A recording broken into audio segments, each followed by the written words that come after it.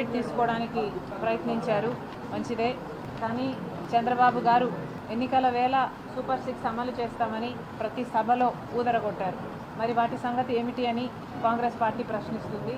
సంవత్సరం రోజులు గడిచినా కూడా ఈ పథకాన్ని మేము పూర్తిగా అమలు చేశాము అని చెప్పుకునే పరిస్థితిలో తెలుగుదేశం పార్టీ కూటమి సర్కార్ ఒక విజయపత్రం లాంటిది రిలీజ్ చేసి దాంట్లో ఉచిత బస్సు ఏమో ఆగస్టు 15 నుంచి అంటున్నారు, రైతులకేమో ఇచ్చేస్తున్నామంటున్నారు, విద్యార్థులకేమో ఇచ్చేస్తున్నామంటున్నారు. కానీ ఇంతవరకు ఇచ్చింది ఎంత, అచీవ్ చేసింది ఎంత అంటే దాంట్లో ఏమీ కనిపించడం లేదు.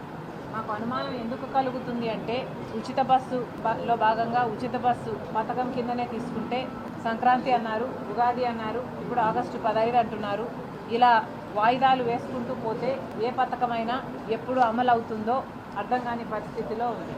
అయినా ఒక పార్టీ మేనిఫెస్టోలో ఈ వాగ్దానాలన్నీ ఫుల్ఫిల్ చేస్తాము మేము అధికారంలోకి వచ్చి అని చెప్తే ఈ సందర్భంలో సూపర్ 6 లాంటిది చంద్రబాబు గారు ప్రతి సభలో ఊదరగొట్టిన సూపర్ 6 లాంటిది ఒక ముఖ్యమంత్రి అయిన తర్వాత అధికారంలోకి వచ్చిన తర్వాత ప్రజలు ఏం ఎక్స్పెక్ట్ చేస్తారు? ప్రజల ఎక్స్పెక్టేషన్ ఏమిటంటే అధికారంలోకి వచ్చిన వెంటనే ఏ పార్టీ అయితే వాగ్దానాలు చేసిందో ఆ వాగ్దానాలని ఆ పార్టీ అధికారంలోకి వచ్చిన వెంటనే నెరవేరుస్తుంది అన్న ఎక్స్పెక్టేషన్ ప్రజలకు ఉండడం సహజం, భావ్యం కూడా. కానీ చంద్రబాబు గారు కూటమి సర్కార్ అధికారంలోకి వచ్చి సంవత్సరం రోజులు అయినా కూడా ఇంతవరకు కూడా ఏ ఒక్క పథకాన్ని పూర్తిగా అమలు చేయలేదు. 3 సిలిండర్లు సంవత్సరానికి ఉచితమన్న పథకం కూడా 3వ సిలిండర్ ఇంతవరకు అయినట్టు లేదు. ఇలా ఏ పథకం తీసుకున్నా అరాకొరగా సాగుతుంది.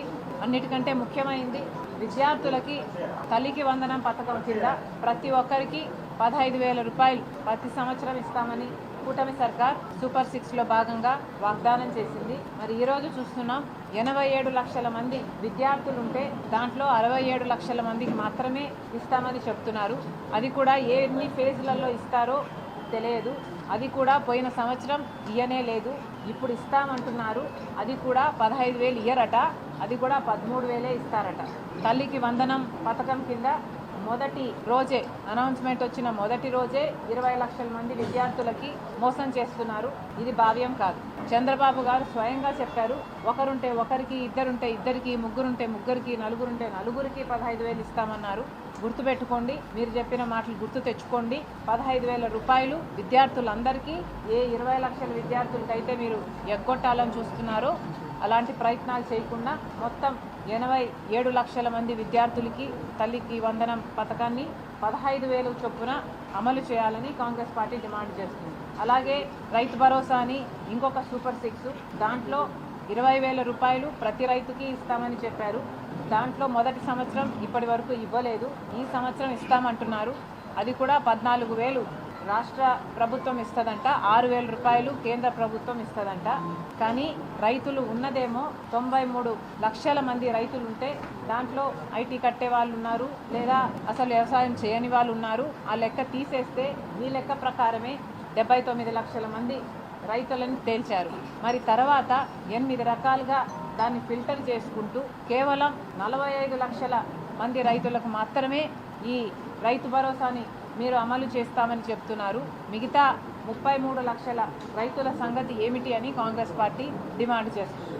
ఏ పథకమైనా అమలు చేస్తారు అని ప్రజలు నమ్మి మిమ్మల్ని ఓట్లేస్తే మీరు ఆ పథకాన్ని కంప్లీట్గా ఫుల్ఫిల్ చేస్తారన్నది ప్రజల ఎక్స్పెక్టేషన్ అయినప్పుడు ఇలా అన్ని కత్తెరలు పెట్టడం భావ్యం కాదని కూటమి సర్కార్కి కాంగ్రెస్ పార్టీ హెచ్చరిస్తుంది.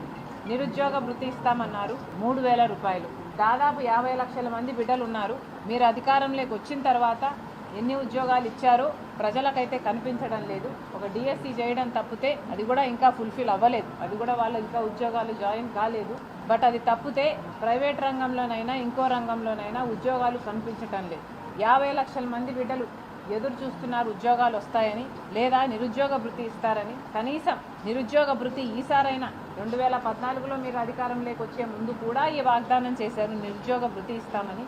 అప్పుడు నిలబెట్టుకోలేదు చంద్రబాబు గారు. ఈ నిరుద్యోగ భృతి గురించి ఇప్పుడు మాట్లాడడం లేదు. సూపర్ 6లో ఇది భాగమే కాదన్నట్టుగా ఉన్నారు. 3,000 రూపాయలు నిరుద్యోగ భృతి ప్రతి నెల ఇస్తామని చెప్పారు. కనీసం సూపర్ 6లో ఇది భాగం కానట్టే ఇప్పుడు వ్యవహరిస్తున్నారు.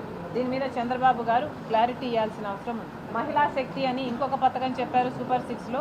ఆ పథకం కింద ప్రతి మహిళకు నెలకు 1500 రూపాయలు ఇస్తామన్నారు. అంటే ప్రతి సంవత్సరము 18 సంవత్సరాలు నిండిన మహిళకి 18,000 రూపాయలు ప్రతి సంవత్సరము ఇస్తామన్నది మీ వాగ్దానం అయితే దాదాపు 2 కోట్ల మంది మహిళలు దీనికి అర్హులవుతారు. మరి వీటి సంగతి ఎందుకు మాట్లాడడం లేదు? ఇది చాలా హై బడ్జెట్ స్కీమ్. కనీసం నోరు విప్పి దీని మీద ఒక్కసారి కూడా కమెంట్ చేయకపోవడాన్ని కాంగ్రెస్ పార్టీ తీవ్రంగా ఖండిస్తుంది.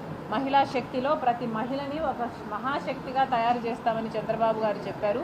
మరి ఎక్కడుంది ఆ మహిళా శక్తి అని కాంగ్రెస్ పార్టీ ప్రశ్నిస్తుంది చంద్రబాబు గారిని, కూటమి సర్కార్ని. ఇక 3 సిలిండర్లు ఉచితం అన్నారు. దాంట్లో ఇంకా ఒక సిలిండర్ బ్యాలెన్స్ అట్లనే ఉన్నట్టుంది. మహిళలకి ఉచిత బస్సు అని 6వ పథకం. ఈ పథకం కింద 30 లక్షల మంది మహిళలు ప్రతిరోజు బస్సులలో ప్రయాణిస్తున్నారు. వాళ్ళందరికీ లబ్ధి చేసిన వాళ్ళు అవుతారు. అంటే 30 లక్షల మంది మహిళలు మిమ్మల్ని రోజు మెచ్చుకుంటారు. ఇంత చిన్న పథకాన్ని అమలు చేయడానికి మీకు ఇన్ని నెలలు ఎందుకు పడుతుందో మాకు అర్థం కావటం లేదు. ఉచిత బస్సు పథకము ఒకవైపు తెలంగాణలోనైనా ఇంకోవైపు కర్ణాటకలోనైనా అధికారం లేకొచ్చిన కాంగ్రెస్ పార్టీ అధికారం లేకొచ్చిన కొన్ని నెలలకే అమలు చేయగలిగినప్పుడు ఇక్కడ ఎందుకంత కష్టమవుతుందో మాకైతే అర్థం కావటం లేదు. నెలకిది 350 కోట్లు ఖర్చు అయ్యే పథకం అనుకుంటా. ఇంత చిన్న పథకం కూడా చంద్రబాబు గారు హుటాహుటిన చేయలేకపోయారు. అంటే ఇక మిగతా పథకాలు అమలు చేసే ఉద్దేశం ఏమటుకు ఉంది అని ప్రజలకు అనుమానం వస్తుంది. దయచేసి ఈ పథకాన్ని వెంటనే అమలు చేయాలని కాంగ్రెస్ పార్టీ చంద్రబాబు గారిని, కూటమి సర్కార్ని డిమాండ్ చేస్తుంది. ఇవి కాకుండా సూపర్ 6లో కాని పథకాలు ఎన్నో ఉన్నాయి. 50 సంవత్సరాలకే ఎస్సీ, ఎస్టీ, బీసీ మైనారిటీలకి పెన్షన్ ఇస్తామని చెప్పారు. కానీ ఇంతవరకు దాని గురించి మాట్లాడటం లేదు. ఇవి కాకుండా అతి ముఖ్యమైనది పిల్లలకి ఉద్యోగాలు, జాబ్ క్యాలెండర్ ఇస్తామన్నారు ప్రతి సంవత్సరము. దాని గురించి కూడా మాట్లాడటం లేదు. జాబ్ క్యాలెండర్ ప్రతి సంవత్సరము ఇస్తామంటే మీ జాబులు ఇచ్చే ఉద్దేశం లేనట్టే కదా మీరు క్యాలెండర్ ఇవ్వకపోతే. మరి దాని గురించి కూడా క్లారిటీ ఇవ్వాలని కాంగ్రెస్ పార్టీ డిమాండ్ చేస్తుంది. ఇప్పటి వరకు కరెంటు ఛార్జీల కింద ప్రజల నెత్తిన పోయిన గత వైసీపీ సర్కారు జగన్మోహన్ రెడ్డి గారు 5 సంవత్సరాలలో 32,000 కోట్ల రూపాయలు అదనంగా కరెంటు ఛార్జీల రూపంలో ప్రజల నుంచి వసూలు చేశారు.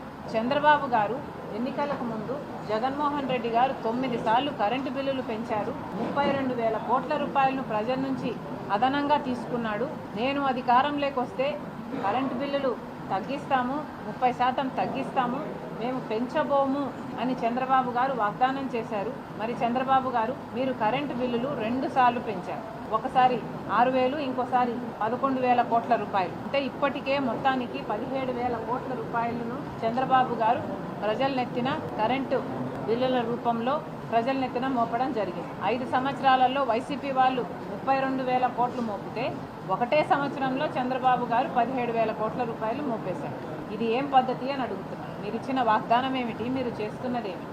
అప్పుల విషయానికి కూడా వస్తే మన రాష్ట్రం విడిపోయినప్పుడు 1,00,000 కోట్ల అప్పుతో మొదలైతే చంద్రబాబు గారు 5 సంవత్సరాలలో ఇంకో 4 లక్షల కోట్లు చేస్తే ఆ తర్వాత జగన్మోహన్ రెడ్డి గారు ఇంకొక 6 లక్షల కోట్లు అదనంగా చేసినట్టున్నారు. చంద్రబాబు గారు అధికారం లేకొచ్చి 1 సంవత్సరం అయిందో లేదో ఇప్పటికే చంద్రబాబు గారు 1,00,000 కోట్ల పైన అప్పు చేశారు. మరి ఈ రేట్లో పెంచుకుంటూ పోతే ఇంకా రాష్ట్రం మీద అప్పులు, ఇది అప్పుల రాష్ట్రంగా మారుతుంది ఆంధ్ర రాష్ట్రం కాస్త. దయచేసి దీని మీద ఆలోచన చేయాల్సిన అవసరం ఉంది.